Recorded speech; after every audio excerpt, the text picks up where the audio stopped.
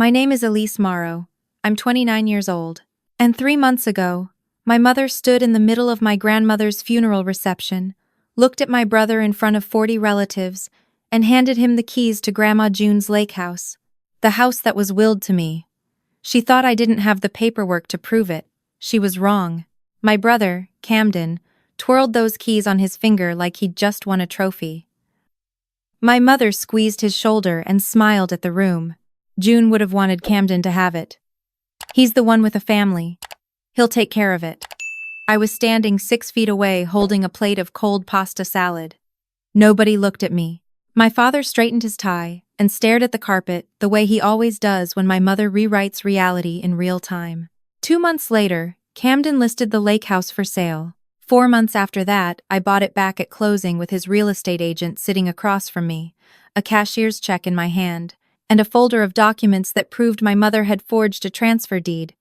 But I'm getting ahead of myself. Before I take you back to the beginning, do me a favor. If this story earns it, hit like and subscribe. And drop a comment telling me where you're watching from. I want to know. Let me take you to a Thursday evening in March, 11 months before the funeral. The night I first realized something was wrong with my grandmother's will. I lived in a one-bedroom apartment in East Nashville, 3rd floor, no elevator, a kitchen so narrow I had to turn sideways to open the fridge. Rent was $1,350 a month, which, in Nashville in 2024, was considered a deal. I was a litigation paralegal at a mid-size firm downtown. Salary: $52,000. I was good at my job, good enough that the senior partners handed me their messiest case files, but good enough doesn't buy granite countertops. My brother Camden was 33, lived in Franklin with his wife Brooke and their 2 kids in a 5-bedroom colonial that my mother described to anyone who'd listen as Southern living at its finest. Camden sold commercial insurance. He drove a black Tahoe. He coached his son's flag football team. He was, in my mother's words, the backbone of this family. I was the other one, not the black sheep that would imply I'd done something dramatic. I was just the one who didn't have kids, didn't have a husband, didn't have a house. My mother introduced me at family gatherings the way people introduce distant cousins. This is Elise. She lives in Nashville. She's still figuring things out. I was not figuring things out. I was handling $3 million in litigation files and training new hires, but that didn't register on my mother's scoreboard. Grandma June was different. She was my father's mother, a retired school librarian who lived alone in a cedar-sided house on the banks of Percy Priest Lake. 3 bedrooms, a screened porch, a dock with 2 Adirondack chairs that faced the sunset. She'd owned it for 41 years. Every Sunday of my childhood, Grandma June picked me up for pancakes at a diner on Lebanon Pike. Not Camden, just me. She'd order black coffee and silver dollar pancakes and tell me about the books she was reading.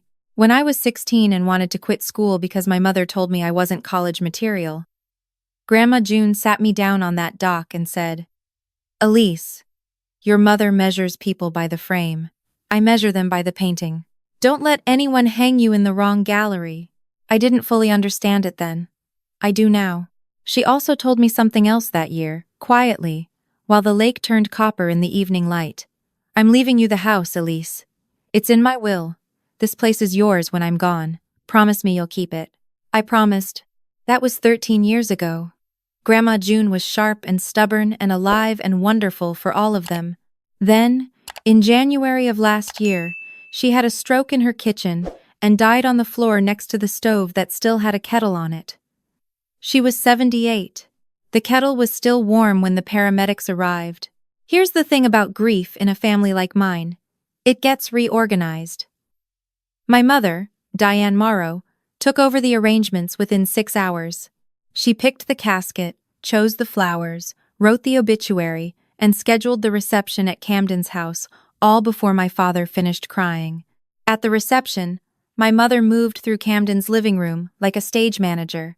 She directed people to the buffet, collected sympathy cards, and told the story of Grandma June's life as if she'd written it herself. My father sat in a corner armchair and didn't speak. He and his mother had been close, the quiet kind of close where you don't need to say much. Watching my mother take over his grief was like watching someone repaint someone else's house without asking. Then the keys.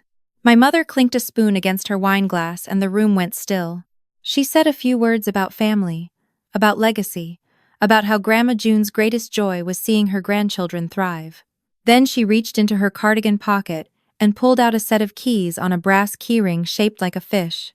June always said this house should stay in the family. She looked directly at Camden. Camden, she would have wanted you to have it. Your family needs the space. You'll take care of it the way she would have. Camden took the keys. Brooke pressed her hand against her chest like she'd just been proposed to. My aunts nodded. My cousin Derek clapped once, then stopped when he realized no one else was clapping. I stood there with my pasta salad. I opened my mouth. "Mom," Grandma told me. Diane cut me off without even turning her head. "Elise, this isn't the time." 40 people heard her. Nobody said a word. My father looked at his hands. That night, I sat on the floor of my apartment and called Grandma June's estate attorney, a man named Wallace Pratt, whose office was on Gallatin Avenue. I'd found his card tucked inside a book Grandma June had given me years ago. A dog-eared copy of To Kill a Mockingbird, with a sticky note on the inside cover that said, "For Elise.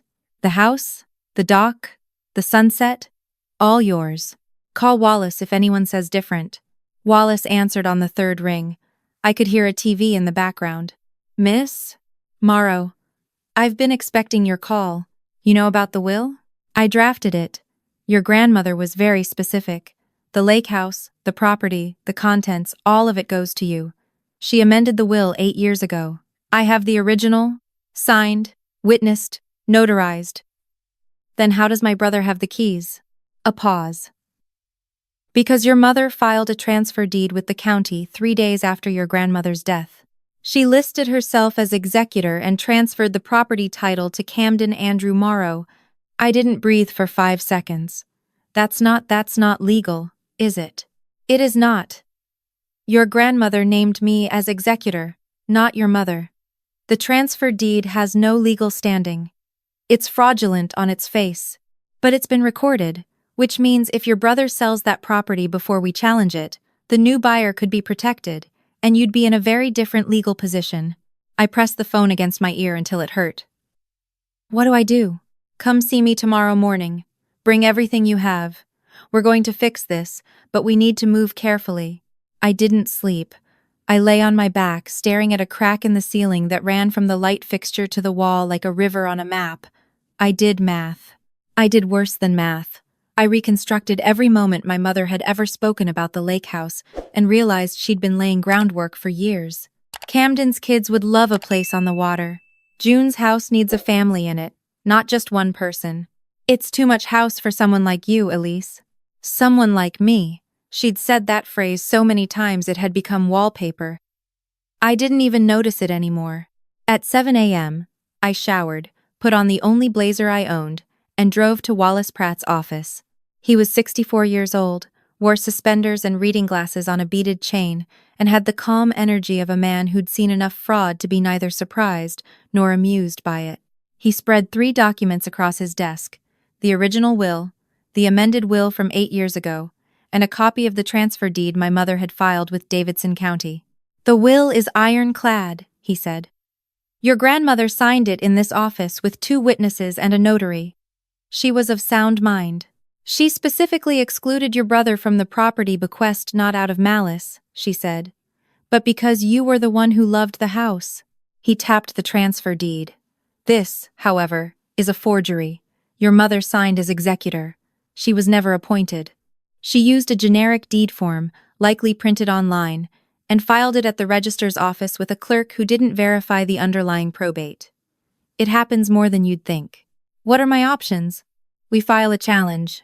The probate court will invalidate the transfer. You'll be recognized as the rightful owner. If your brother has already sold or listed the property, we pursue damages. And depending on how far your mother went, she could face criminal fraud charges." "Criminal?" "She forged legal documents and transferred property she had no right to touch. That's theft by deception in the state of Tennessee. Class D felony." I sat very still. I didn't want my mother in prison. I wanted her to stop pretending I didn't exist. Wallace, I don't want to press charges. Not yet. I just want the house back. He studied my face over those reading glasses. Then we move fast and we move quiet. But Elise, if she's already talked your brother into selling, quiet won't be an option. I nodded. How much is the house worth? He pulled up the county assessment. Last appraisal, $485,000. Lake frontage, 3 bedrooms, updated dock. In this market, it could list for $520,000 or more. I drove back to Nashville in silence. No radio, no phone, just the hum of my 10-year-old Corolla and the sound of my own breathing. Here's what I didn't do. I didn't call my mother. I didn't confront Camden. I didn't post anything online. I didn't cry. I went to work, I sat at my desk, and I opened a new spreadsheet. Income, savings, target. The target had 6 figures. I wasn't there yet, but I was going to be. Over the next 6 months, I worked like my hair was on fire. My boss, a senior partner named Catherine Voss, noticed. She was 51, wore her silver hair in a sharp bob, and had the kind of courtroom presence that made opposing counsel fidget. She called me into her office on a Tuesday. You've been putting in extra hours. I'm motivated. She leaned back. I'm going to be direct with you. You're wasted as a paralegal. Have you considered law school? I don't have the money for law school. The firm has an education fund. Full tuition for employees who've been here 3 years or more. You've been here 4. You'd start next fall if you apply by March. She slid a folder across her desk. Take a week. Think about it. I took a night. Applied the next morning. Meanwhile, my mother kept doing what she did best, narrating my life to anyone who'd listen. I heard it through cousins, through aunts, through the family grapevine that my mother tended like a garden. Aunt Helen called me in April. Sweetie, your mama says you're struggling to make rent. Do you need help? I'm not struggling, Aunt Helen. She said you've been looking for a cheaper place. I haven't. A pause. Well, she sounded real worried about you. I'm sure she did. My cousin Derek texted me the same week. Your mom told my dad you might lose your job. You good? I'm fine. I just got a raise. Oh, she said you were on a performance plan or something. I stared at that text for a long time. My mother hadn't just stolen my grandmother's house. She'd stolen my reputation. She'd called every branch of the family tree and planted the same story. Elise is drowning. Elise can't cope. Elise is the one we worry about. And every time she propped up that version of me, she made Camden look like the obvious choice for everything: the house, the inheritance, the family's respect. In June, Camden listed the lakehouse. I found out because Brooke posted the Zillow listing on Facebook with a caption that said, "Bittersweet. Saying goodbye to Grandma June's place. New adventures await," followed by a house emoji and a sunset emoji. I called Wallace. He's listing it at $539,000. I know. I saw it this morning. Can we stop the sale? We can file an emergency injunction, but that makes everything public immediately. Your mother will know. Your brother will know. The whole family will know. I thought about it. Not yet. How long before it closes? In this market? 4 to 6 weeks if he gets a fast offer. I did something I hadn't planned to do. I called Camden's listing agent, a woman named Terry at a brokerage in Hendersonville. I didn't tell her who I was, just that I was an interested buyer. She sent me the listing packet, disclosure forms, and showing schedule. I studied every page. The house needed a new roof, the dock had soft boards, and the septic was due for inspection. Nothing that would scare a buyer, but enough to slow one down. Then I called Wallace again. File the challenge. Ready for what? To buy it myself if it goes to sale. You want to buy your own house? I want to make sure it stays mine. Wallace was quiet for 3 seconds. Then he said, Your grandmother was right about you. By August, I had $47,000 in savings, the education fund approval for law school starting in January, and a pre-approval letter from a credit union for up to $450,000. My plan was simple. If a buyer made an offer before the legal challenge resolved, I would outbid them. If the challenge resolved first, the sale would be voided and the house would be mine free and clear. Camden's listing sat on the market for 9 weeks. 2 offers came in, both below asking. Camden rejected them. Brooke posted increasingly desperate updates. The right buyer is out there. This gem won't last. It lasted. Because Wallace, without telling me, had filed a lis pendens illegal notice on the property title indicating pending litigation. Any serious buyer's attorney would find it during due diligence. It was a quiet, elegant move. No one could close on that house without addressing my claim first. Camden called me in September. First time in 4 months. Hey, Elise. Quick question. Did you hear anything from Grandma's lawyer? Some kind of filing? No. Why? Nothing. Just some paperwork issue. Mom's handling it. I bet she is. What? Nothing. Hope the sale goes well. I hung up. My hands were steady. In October, Camden dropped the price to $479,000. 1 week later, I made an offer through a blind LLC that Wallace had set up, $475,000. Cash. No contingencies. 1-4-day close. Camden's agent called it the cleanest offer she'd ever seen. He accepted. The day of closing, I sat in the title office across from Camden's agent, signed my name 31 times, and received the keys to my grandmother's house. The same brass keyring. The same little fish. Terry handed them to me and said, "Congratulations, beautiful property." I drove straight to the lake. The house smelled like cedar and old books, same as always. The screened porch was dusty. The dock chairs had been moved inside. But when I opened the back door and looked out at the water, the sun was going down, and the lake was doing that thing it does in October, turning everything gold and amber and copper, like the whole world was showing off. I sat in Grandma June's chair and held the keys in my hand. Then I made 2 phone calls. The first was to Wallace Pratt. File the fraud complaint. All of it. The forged deed, the unauthorized transfer, everything. Are you sure? I'm sure. The second call was to my cousin Derek. I'm having a family dinner at the lakehouse next Saturday. Everyone's invited. Can you spread the word? Derek paused. Camden's lakehouse? No. Mine. Saturday arrived cold and bright. The kind of Tennessee autumn day that smells like wood smoke and fallen leaves. I spent the morning cleaning, not because the house was dirty, but because my grandmother would have wanted it right. I swept the porch, wiped the windows, set the long oak table on the back deck with mismatched plates from the kitchen cabinets, the same plates Grandma June had used for every holiday I could remember.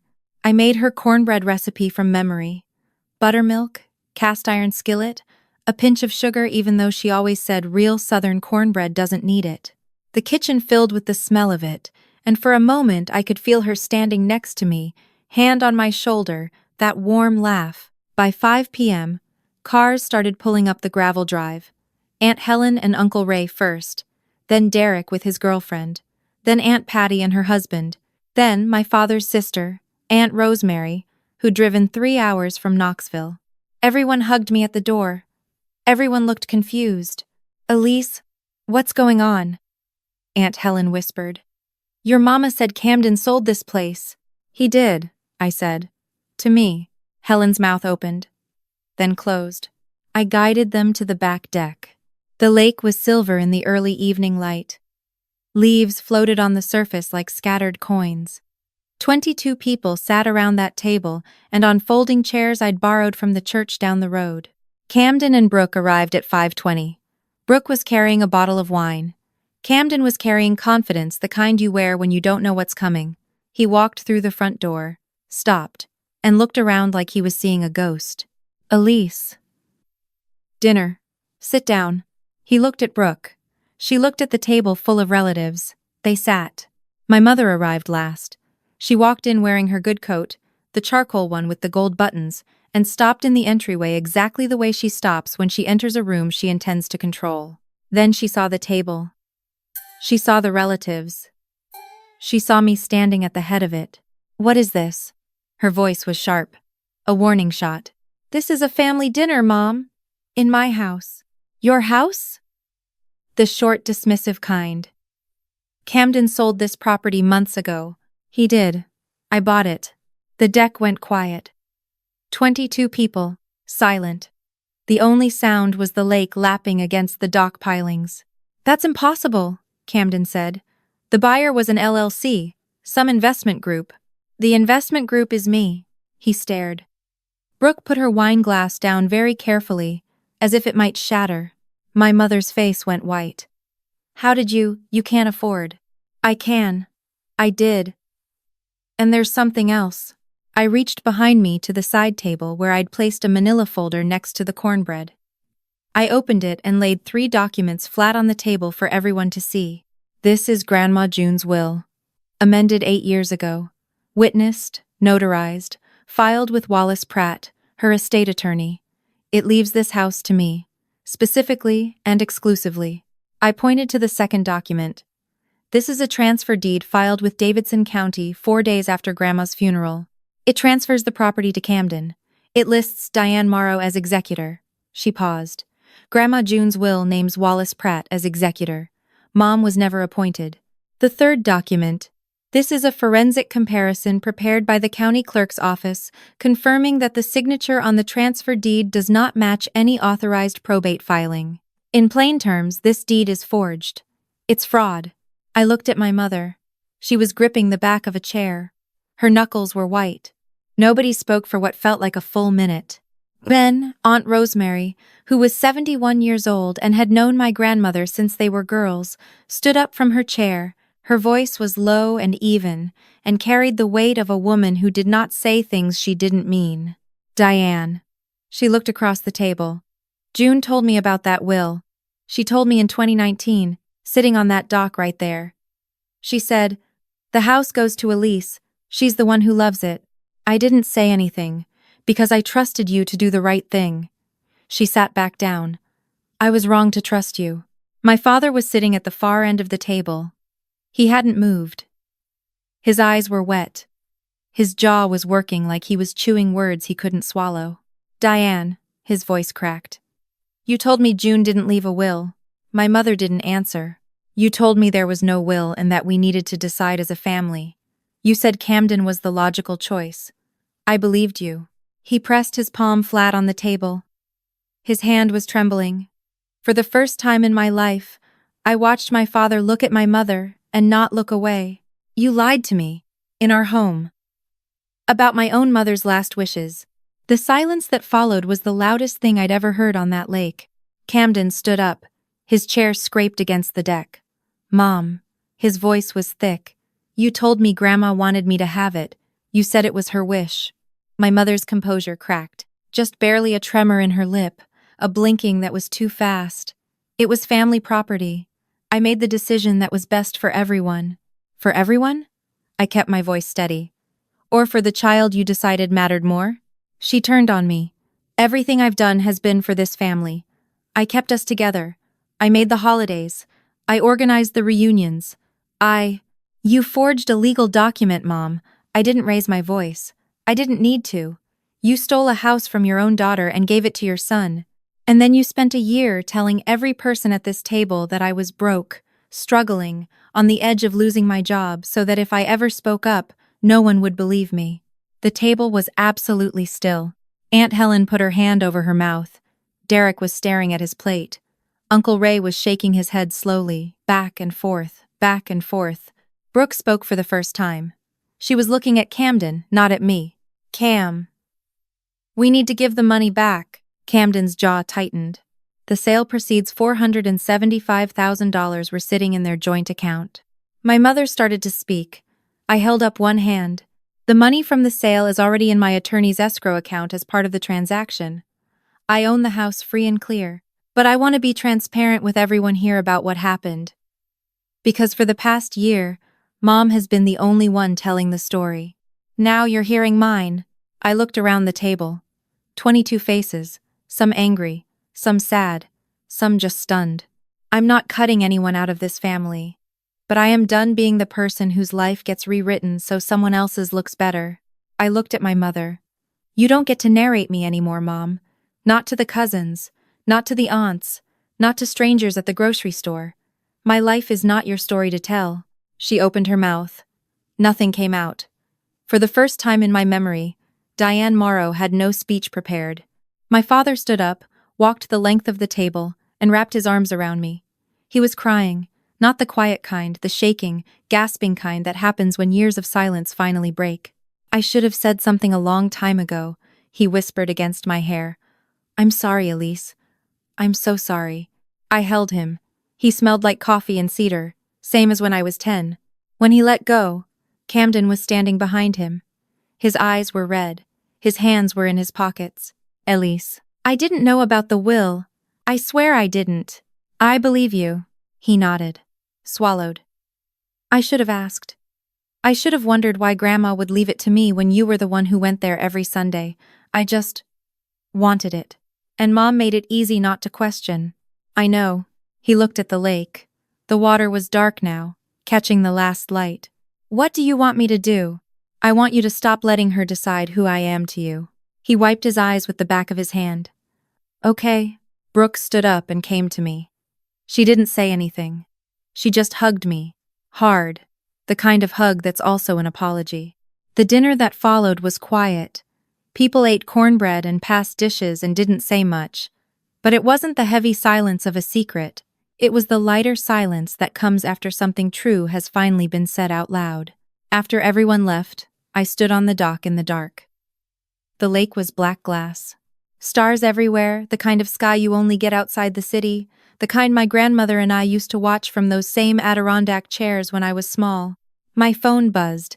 A text from Aunt Rosemary. "June is smiling tonight. I guarantee it." I sat in that chair until the cold drove me inside. The fallout came fast. By Monday, the family grapevine, the same one my mother had used to distribute her version of my life, was carrying a very different story. Aunt Helen called every cousin. Derek posted in the family group chat. Aunt Rosemary wrote a letter, an actual letter, on stationery, and mailed it to my mother. I don't know what it said. I didn't ask. Wallace Pratt's fraud complaint was filed with the Davidson County DA the following Tuesday. My mother received a letter from the district attorney's office informing her of the investigation. She called me that night, Elise. Her voice was stripped bare. No polish. No performance. "Are you trying to send me to prison?" "I'm not trying to do anything, Mom. You filed a forged deed. The county is investigating. That's not my decision, it's theirs." Silence. Then, "I never meant to hurt you." I leaned against the kitchen counter in my grandmother's house, my house, and looked out the window at the lake. "That's the part I can't get past, Mom. You didn't think about me at all. That's worse than meaning to hurt me." She hung up. I finished washing the dishes. The DA offered my mother a deal in December. Full restitution of all legal costs, a public correction of the property records, 2 years of probation, and 200 hours of community service. No prison time. She took it. She didn't have a choice. The evidence was her own handwriting on a forged document. Camden and Brooke started therapy. He called me once a week, short calls, sometimes awkward but consistent. He told me Brooke had confronted him about the years he'd spent parroting our mother's narrative about me without questioning it. He told me his son had asked why Grandpa was sad at Thanksgiving, and he didn't know how to answer. He told me he was proud of me. It was clumsy and late, but I could hear him trying. My father came to the lakehouse every other Saturday. He fixed the dock boards, replaced the porch screen, restained the deck railing. We didn't talk about my mother much. We drank coffee and watched the herons fish in the shallows. Once, he brought a framed photograph of Grandma June, the one from her library retirement party, where she was laughing so hard her glasses had slipped down her nose. He set it on the mantel without a word. I started law school in January. First day, I sat in a lecture hall at Belmont, opened a brand new notebook, and wrote a single line at the top of the first page. For Grandma June. I kept my promise. 3 lessons I learned the hard way. 1. The person controlling the story isn't always the one telling the truth. My mother narrated my life for years, and everyone believed her because confidence sounds a lot like honesty. It's not. 2. You don't owe anyone a confrontation on their timeline. I waited until I had the house, the documents, and the table set. Confrontation without preparation is just noise. Confrontation with evidence is a closing argument. 3. Love and theft can come from the same person. My mother loved me in her way imperfectly, conditionally, with strings that looked like ribbons until you tried to cut them. I can hold both of those truths. I just can't let one excuse the other. If any of that hit home, tell me in the comments which lesson landed hardest. I read every single one. And if you know someone who's been written out of their own story by someone who was supposed to protect them, share this. Sometimes just knowing you're not alone is the thing that keeps you standing. Thanks for staying until the end. I mean that. I'll see you in the next one.